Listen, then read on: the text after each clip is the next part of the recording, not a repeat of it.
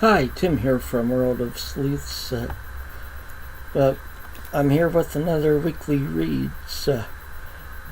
I didn't get as much reading done over the past week, or it's been a little longer because my wife had worked 11 days straight. She finally had this past weekend off, and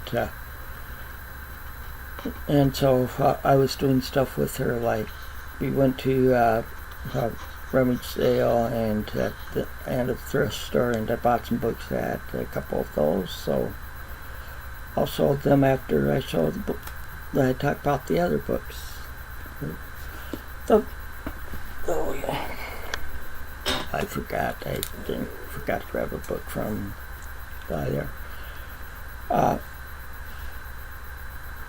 I did finish two books this week. The first one is the Egyptian Cap Mystery. I can't show that because that was on an ebook. It's a book from the Rick Brandt series by John Bling or Harold L. Goodwin. It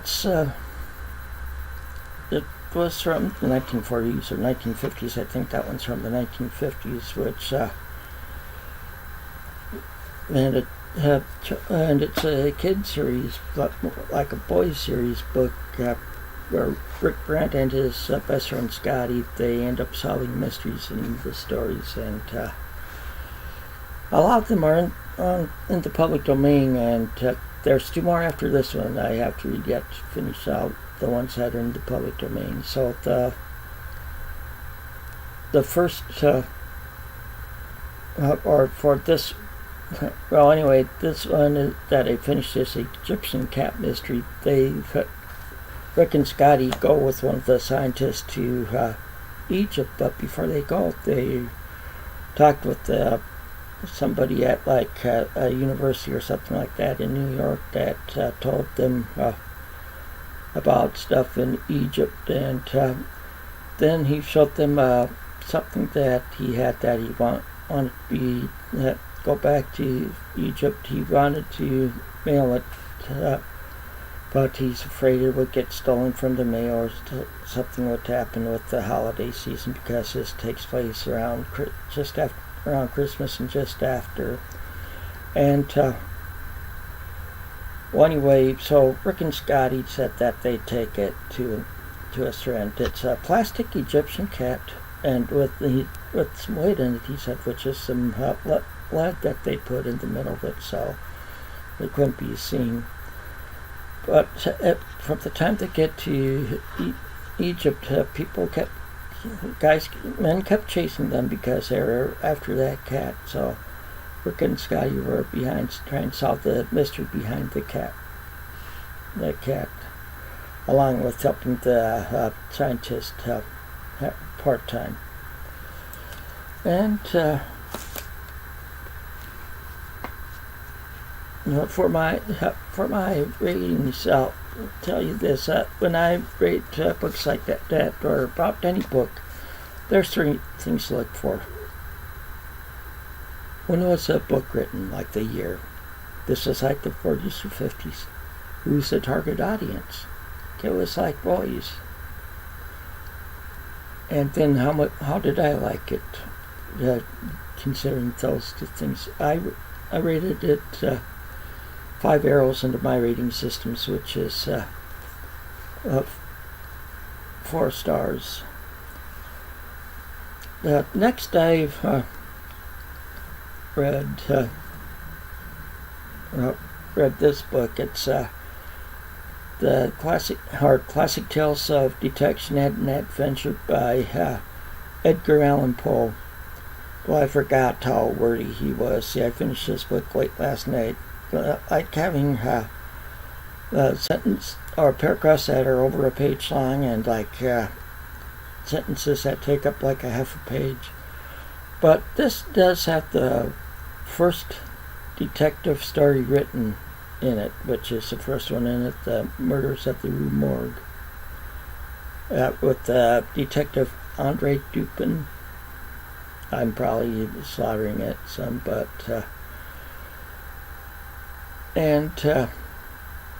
but there were 4 mystery stories or detective type stories. And then the last story in the book, which was over 60 pages long, it's the unparalleled adventure of one Hans Fall or Fail. I'm not really sure how to pronounce it. It's spelled Pfaall. And well, anyway, it takes place mainly in the Netherlands, and it's more of a science fiction than anything else, and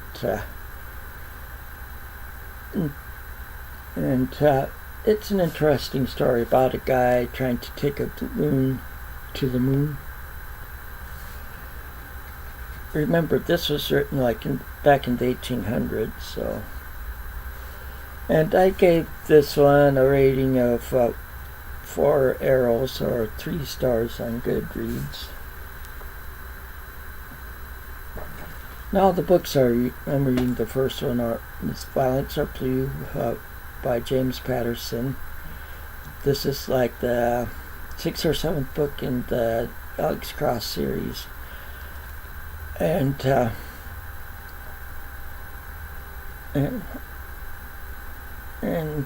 not going to say too much about it. I'm right around, maybe a little under halfway through it right now. But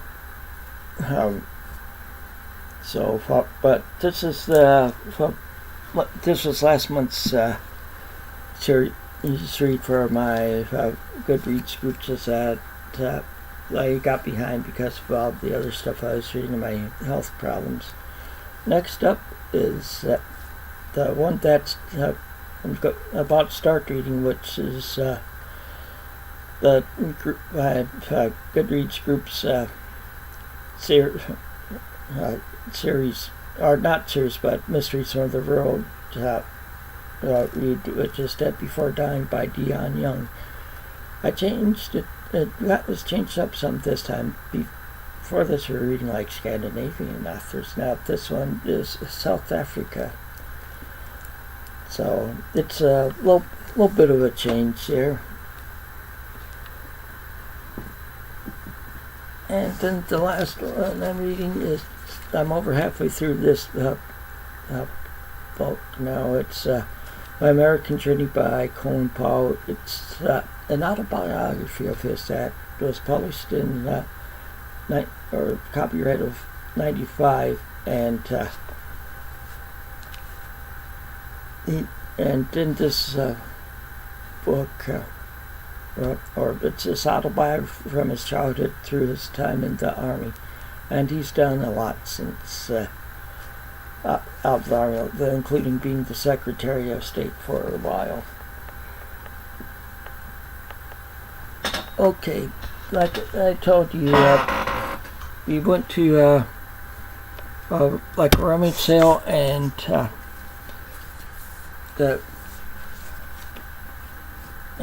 thrift store. Well, the rummage sale was like they had between like 3 or 4 tents. It was a good sized piece of land. It was for helping out the name of the place called Women's Space. So all proceeds went to that. But I got this book for 50 cents. That Brad Thorpe, The Last Patriot. And then these tarot covers I got for $1 each. Robert B. Parker, Sea Change. It's a Jesse Stone novel. And Kathy Reich's Fatal Voyage, which is in the Temperance Grinning series.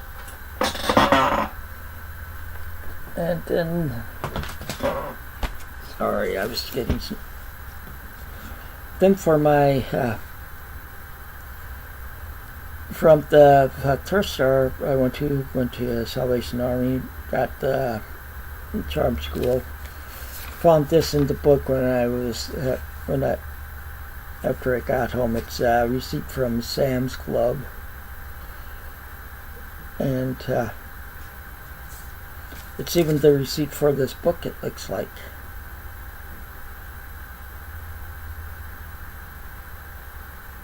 So it looks like he paid $4.48 for this book. That's not bad.